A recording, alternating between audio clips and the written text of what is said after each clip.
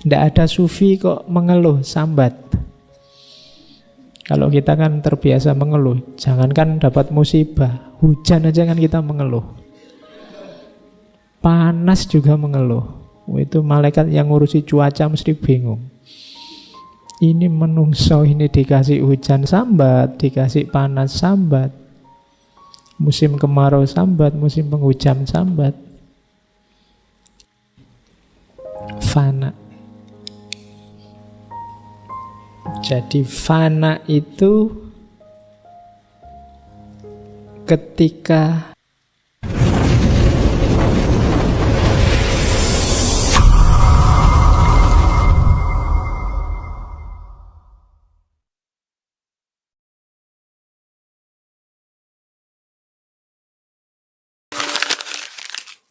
Assalamualaikum warahmatullahi wabarakatuh. Bismillahirrahmanirrahim. Alhamdulillahirabbil alamin. Wa bihi nasta'inu ala umurid dunya waddin.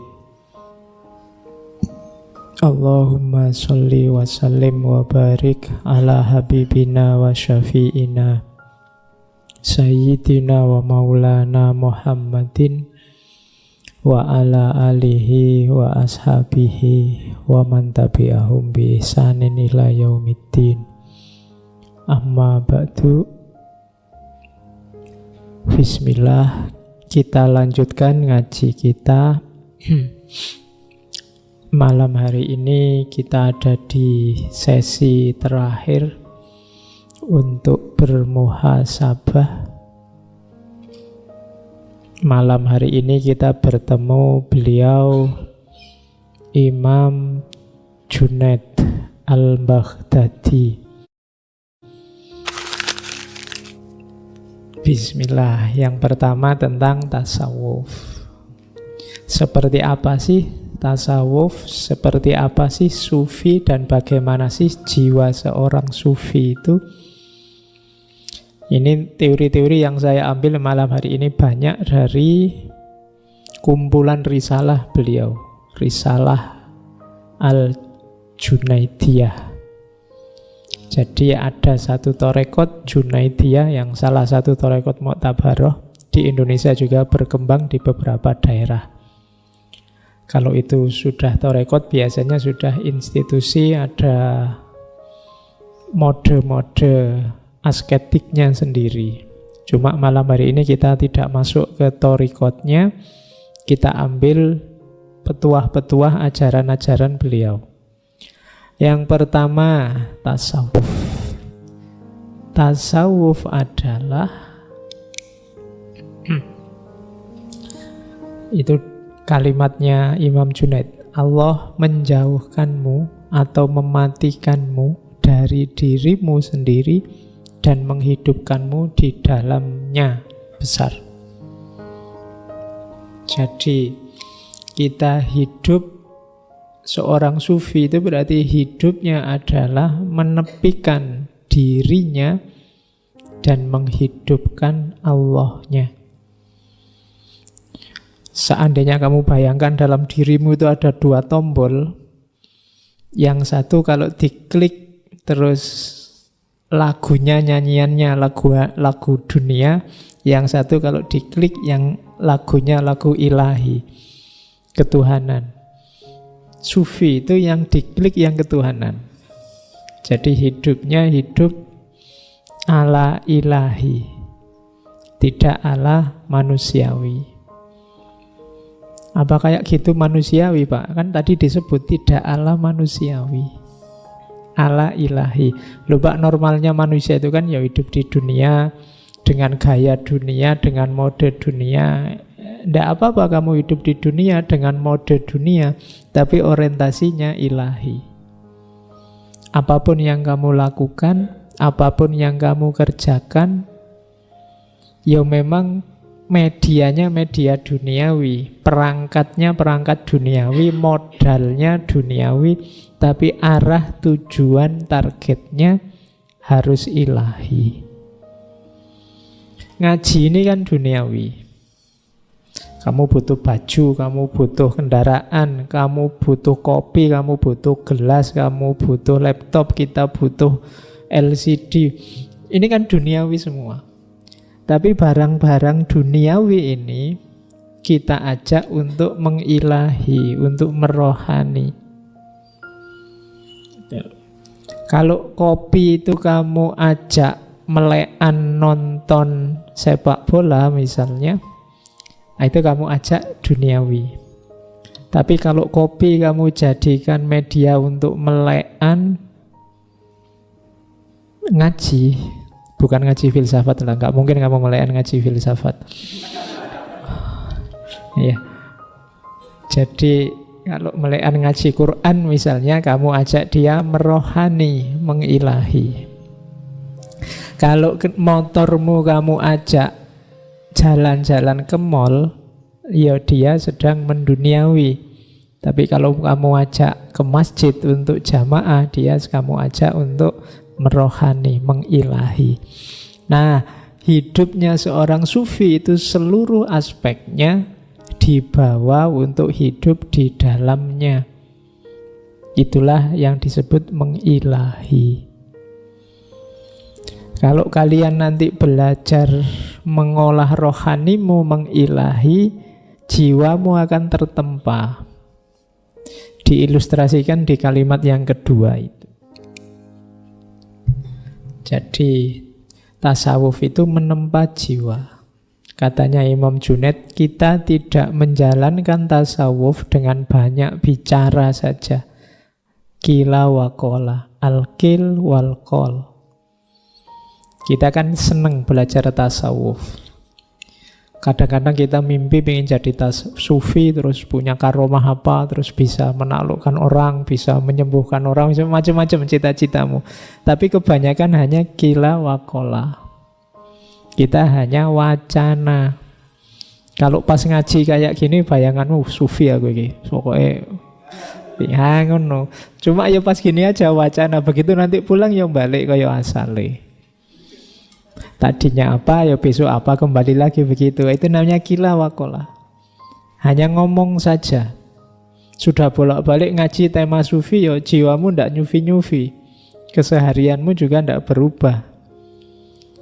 Maka katanya Imam Junaid, kita tidak menjalankan tasawuf dengan banyak bicara saja. Makanya beliau agak tidak cocok dengan sufi yang agak bulat, agak rumit, agak dengan teori macam-macam, filosofi macam-macam. Tidak.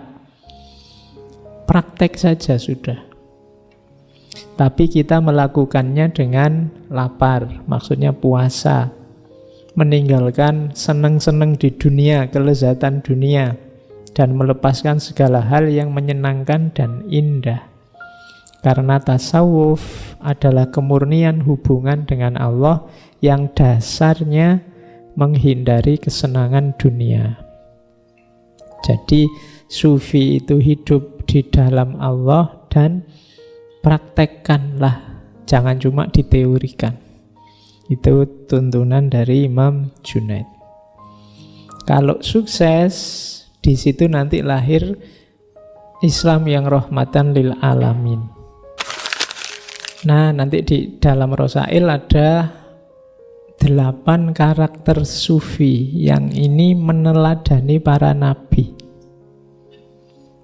Kalian yang belajar tasawuf, wujudkan ini. Ini termasuk rangkaian dari husnul khuluq, akhlak yang baik. Sufi itu punya 8 ciri. Yang pertama cirinya Nabi Ibrahim, yaitu murah hati. Nabi Ibrahim itu kan dikenal pemurah. Orang minta apapun akan dikasih. Bahkan ada cerita Nabi Ibrahim itu tidak pernah makan malam sendirian. Begitu dia mau makan malam, kok tidak ada temannya, dia akan keluar rumah nyari teman. Mungkin minta tetangganya untuk menemani.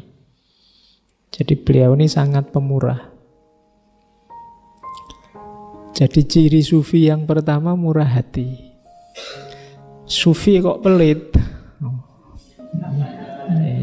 yo wis ndak usah dicari lagi teorinya, yo mesti bukan sufi. Jadi sufi itu murah hati. Kenapa sih sufi itu bisa murah hati? Karena dia sudah tidak terikat lagi dengan dunia.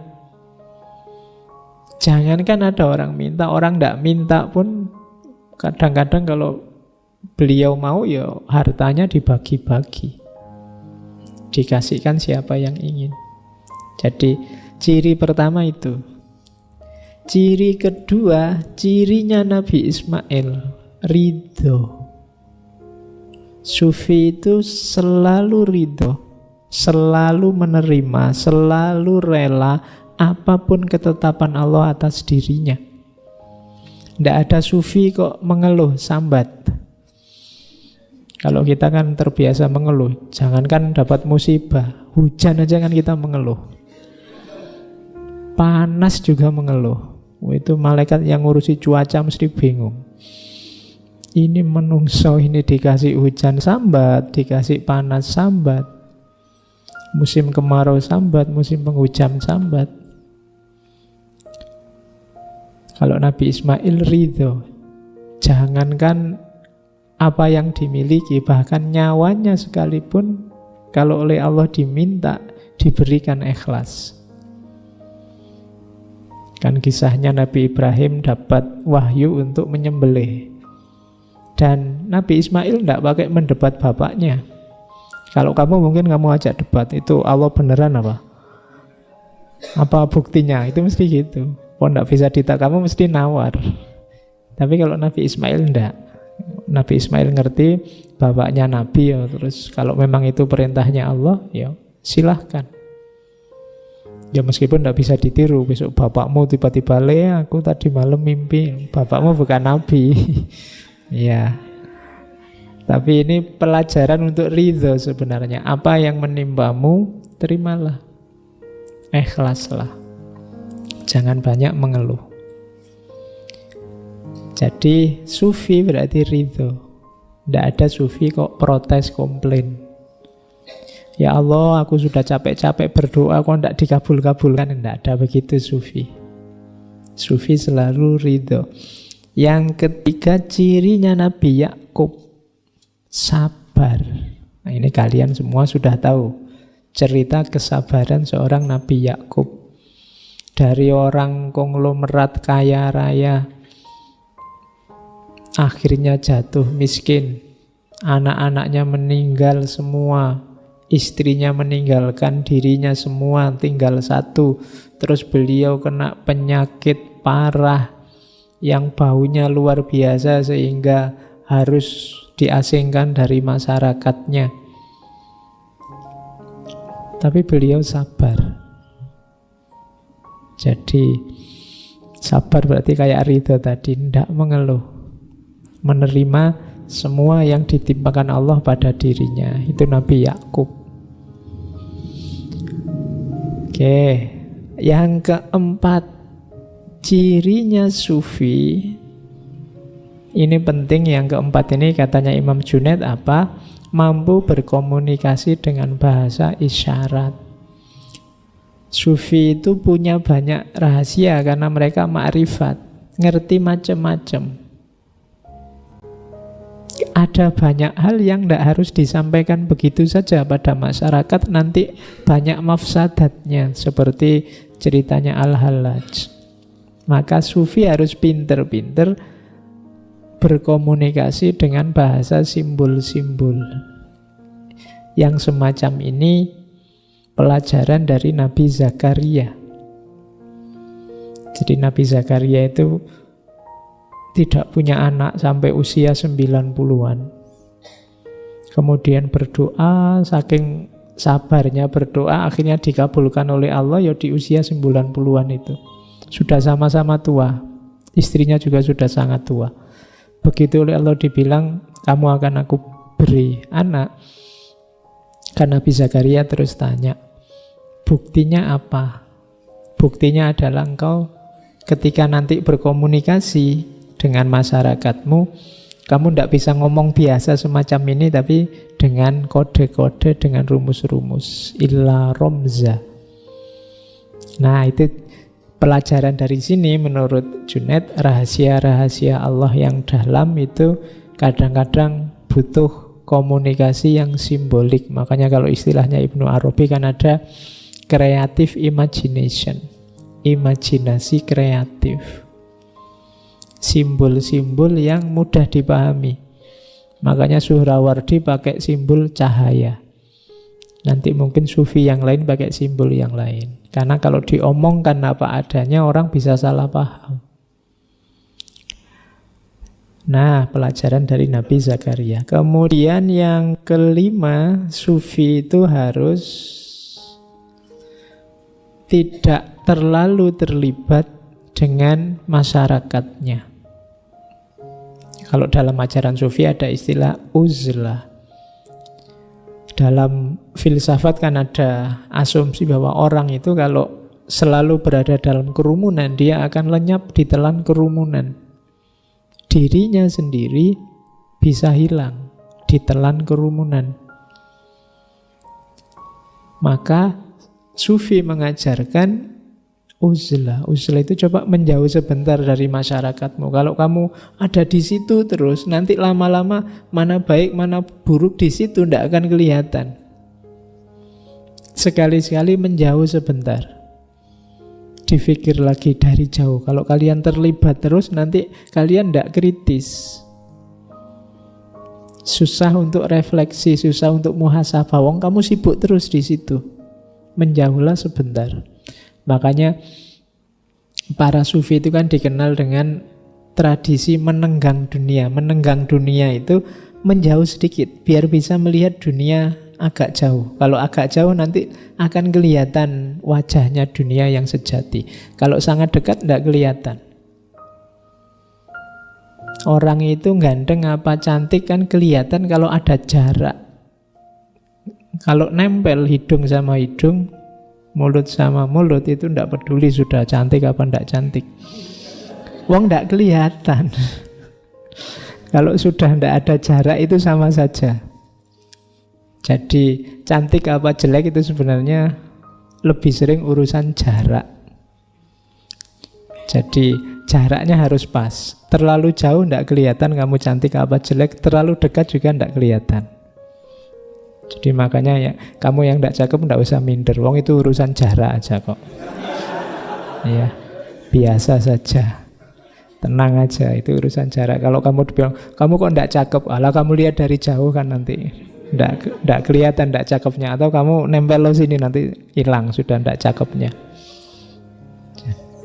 Nah, Nabi Yahya ini salah satu nabi pemuda yang juga meninggal di umur yang muda, meneladankan pada kita tradisi uzlah. Jangan terlalu dekat, terlibat dengan kehidupan sehari-hari sehingga mengacaukan kebersihanmu. Apa tidak boleh terlibat? Ya boleh. Cuma jangan terlalu terlibat, jangan terlalu terikat. Itulah uzlah.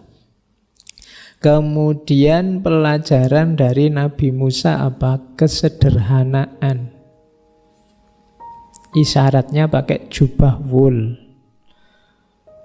Wul zaman dulu ya, jangan bayangkan sekarang kan kain wul itu ya mahal. Tapi zaman dulu kain kulit binatang, menunjukkan kesederhanaan.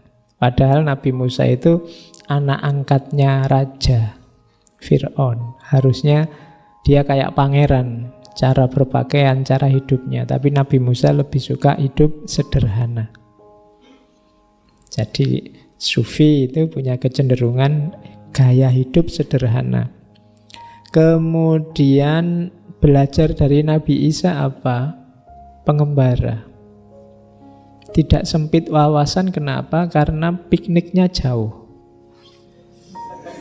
Ya. Kamu kan kadang-kadang dikritik orang, kamu pikniknya kurang. Itu kan simbol dari wawasanmu kurang luas. Kamu tidak pernah kemana-mana sih. Yang kamu baca cuma itu. Masa liburan kayak gini malah ngaji. Iya. Mbok yo kalian itu rekreasi kemana biar ngerti macam-macam. Nabi Isa itu kan kalau dibaca sejarahnya kan beliau kemana-mana sama muridnya, jalan kemana, menuju kemana. Itu kalian tiru biar wawasannya luas, biar ngerti macam-macam. Kalau modalnya besar ya sana keluar luar negeri, sana ngerti orang-orang di sana ngapain, orang dari luar pulau ngapain, dari luar kotamu ngapain, kan itu. Biar wawasanmu luas, biar tidak sempit. Oke, kalau kamu bisa memberi manfaat dan kamu pengembara, kemanfaatanmu kan bisa dirasakan lebih luas. Kalau kamu hanya sempit saja, ya kemanfaatanmu tidak bisa luas. Jadi, jadilah pengembara. Para ulama zaman dulu kan gitu, hobinya kemana-mana. Kadang-kadang mencari satu hadis saja itu bisa jalan kaki sebulan. Ketemu ulama siapa, ketemu ulama siapa. Para ilmuwan zaman dulu ada tradisi namanya rihlah ilmiah. Rihlah ilmiah itu ya perjalanan untuk mencari ilmu. Tapi ini perjalanan untuk belajar ya. Kalau sekarang kan ada studi banding. Harusnya studi, tapi kan lebih banyak jalan-jalannya. Ya. Nah, pengembara. Dan yang terakhir apa yang katanya Imam Junaid jadi cirinya sufi, ini kita pelajari dari Rasulullah, Nabi kita. Apa? Rendah hati. Jadi Rasulullah itu dikenal Nabi yang rendah hati, tidak sombong, tidak meninggi-ninggikan dirinya. Itu ciri utama harusnya yang diteladani umatnya. Padahal penyakit besar kita hari ini kan banyak di antara kita yang kebalikannya rendah hati, apa? Tinggi hati. Merasa diri paling benar, merasa diri paling cocok, paling lurus, paling manfaat. Nah, itu berarti kita tidak meneladani Rasulullah. Bahkan Rasulullah itu karena tawaduknya pernah bilang sampai la tusayyiduni, jangan kamu sayyidkan aku. Itu sebenarnya ekspresi tawaduk ya, meskipun kita sebagai umatnya ya tetap menghargai beliau. Jadi ekspresi ketawaduan. Ajaran Islam itu kan banyak mengajarkan tawaduk. Sebagai tamu kita disuruh ad-dhaif kal mayyit. Nah, kita posisinya kayak mayit, itu tawaduk. Tapi sebagai tuan rumah, kita disuruh tamu itu perlakukan kayak raja. Kamu ndak usah tanya, lu tamu itu harusnya kayak raja apa kayak mayit, Pak? Kalau kamu sedang bertamu, posisikan dirimu kayak mayit. Diapakan saja sama tuan rumah, dikasih apa saja, disuruh apa saja, manut. Tapi kalau pas kamu sebagai tuan rumah, jangan merasa bahwa kamu tamu berarti harus kayak mayit ini. Enggak. Kalau kamu tuan rumah, ilmunya tamu itu perlakukan kayak raja. Ini sebenarnya contoh sering saya bilang ya, nasihat itu, pepatah kebaikan itu dilihat konteksnya. Ini untuk siapa, kapan. Oke, jadi itu sifatnya sufi. Saatnya kita muhasabah, kita punya enggak kualitas-kualitas ini dalam diri kita. Terus ada beberapa ajaran tasawuf yang terkenal dari Imam Junaid. Yang pertama tauhid, yang kedua fana. Tauhid ini kita sudah ngerti ya. Tauhid itu apa? Yang jelas kuncinya tauhid memisahkan yang baqo dan yang fana. Itu tauhid, menegaskan bahwa kita ini makhluk yang fana,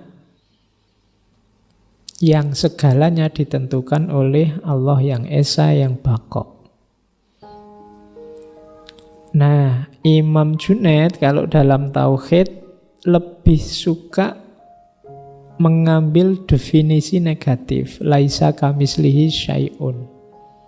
Allah itu apa? Beliau Mengutip kalimatnya Abu Bakar, Maha Suci Allah, zat yang tidak menjadikan jalan untuk mengenalnya, melainkan ketidakmampuan mengenalnya. Maksudnya apa? Cara kita untuk mengenal Allah adalah dengan cara mengakui bahwa kita tidak akan mampu mengenalnya. Itu kalimat filosofis ini. Jadi caramu untuk kenal Allah adalah dengan cara akuilah bahwa kamu sendiri tidak akan mampu dengan kemampuanmu untuk mengenal Allah. Kenapa? Karena Allah itu laisa kamislihi syai'un. Tidak bisa ada imbangannya apapun, termasuk konsepmu, termasuk gambaranmu, termasuk imajinasimu. Jadi makanya kalimat tauhid itu diawali la ilaha. Semuanya harus dinafikan kecuali Dia.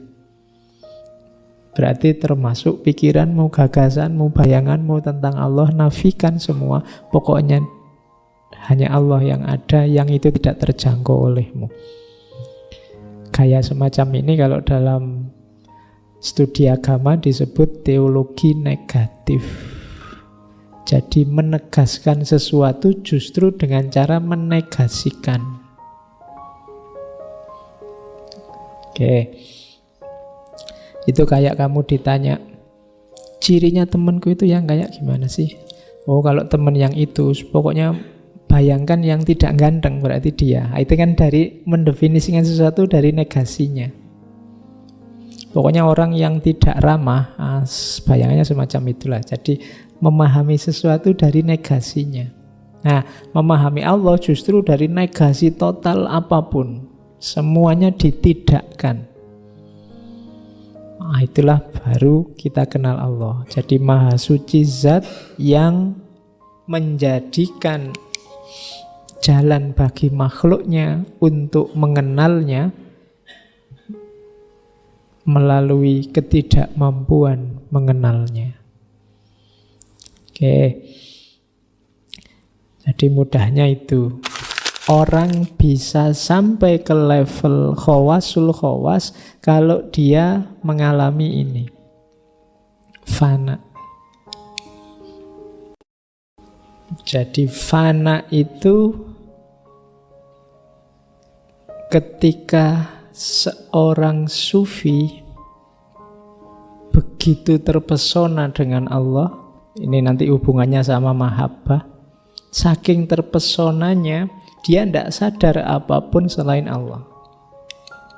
Ini yang jatuh cinta mesti pengalaman semacam ini. Jadi ketika kalian begitu jatuh cinta sama siapa, itu kan dunia ini sudah tidak penting lagi. Ya bahasamu kan dunia milik berdua sudah kan. Ya, yang lain tidak dihitung sama sekali. Pokoknya dianggap hanya ngontrak, hanya kos saja. Pokoknya kita yang punya berdua. Kenapa bisa rasa ini muncul? Karena terpesona tadi. Kamu jatuh cinta itu kan terpesona awalnya. Masuk biasa-biasa kan enggak? Kok kamu jatuh cinta? Enggak tahu, tapi biasa itu. Enggak cinta itu namanya. Jatuh cinta itu ada wow, ada terpesona yang bikin kamu bingung, puyeng, 7 keliling. Kalau enggak ketemu sebentar aja, pengen ketemu luar biasa, kangennya. Nah, ini orang mengalami ini tapi sama Allah. Sampai di titik dirinya sendiri dianggap ada. Yang ada hanya dia. Ini dulu kalau di Jamik kan di cerita Yusuf Zulaikha atau di Nizami di cerita Laila Majnun itu, ketika orang sudah dirinya sendiri dianggap tidak ada, tidak penting. Yang ada di pikirannya hanya dia yang dicintai. Jadi akalnya, perilaku sehari-harinya itu menghidupkan dia yang dicintai, bukan menghidupkan keinginannya sendiri. Orang yang semacam ini dalam dunia sufi disebut fana. Makanya para sufi itu rajin puasa, sholat bisa ratusan ribuan rakaat dalam sehari, zikir tidak berhenti-berhenti. Bisa semacam ini ketika dia terpesona dengan Allah dan menghidupkan Allah dalam dirinya. Bukan menghidupkan keinginannya sendiri. Kalau keinginannya sendiri yang dihidupkan, mungkin tidak seperti itu. Dia pengen hidup kayak orang lain, ya pengen jalan-jalan, ya pengen makan-makan, ya pengen. Tapi tidak, ketika sudah mengalami fana, semua yang lain tidak penting. Hanya Allah saja yang penting. Makanya fana itu gandengannya bako. Bako itu kesadaran menetap dalam Allah. Karena begitu diri kita disingkirkan, Allah kita hidupkan, kita hidup dalam level kesadaran keberadaan Tuhan.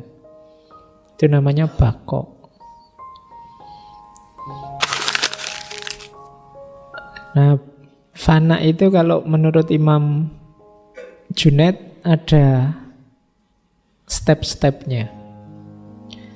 Step paling awal adalah ketika orang ingin sesuatu tapi dia kekang, atau melakukan sesuatu padahal sebenarnya dia tidak ingin. Nah, ini level fana paling dasar. Sebenarnya aku pingin tidur sih, tapi karena Allah menyuruh bangun malam, ya aku bangunlah malam hari. Nah, ini level fana paling awal. Jadi melakukan sesuatu yang sebenarnya kamu tidak ingin dan menghindari sesuatu yang sebenarnya kamu ingin. Kalau boleh sih puasa Ramadan itu mbak ya jangan pagi sampai maghrib, dibalik aja lah maghrib sampai subuh gitu kan lebih enak. Misalnya lo kelak karepmu, kamu pinginnya begitu tapi kan Anda Allah nyuruhnya pagi sampai maghrib kok. Ini level paling dasar, menjalankan yang tidak kamu inginkan dan menghindari hal yang sebenarnya kamu inginkan. Jadi kalau boleh ya kamu pinginnya sama yang kamu taksir itu tiap hari berdua, bahkan tidur pun berdua kalau boleh. Tapi kan belum nikah jadi tidak boleh. Akhirnya tidak boleh ini kan gitu. Sebenarnya kamu pingin pacaran sambil pegang-pegang tapi tidak boleh. Itu kenapa tidak boleh? Allah lihat terus loh. Itu namanya fana level dasar. Jadi kalian yang punya pacar kok mengalami hal itu, misalnya mau pegang tangannya pacarmu tidak mau, nanti dilihat Allah loh, pacarnya sedang fana. Ya, bukan berarti dia tidak mau, tapi harus punya daya untuk mencegah tidak melakukan hal yang tidak diinginkan oleh Allah. Ayo kamu dukunglah, pacarmu sedang fana.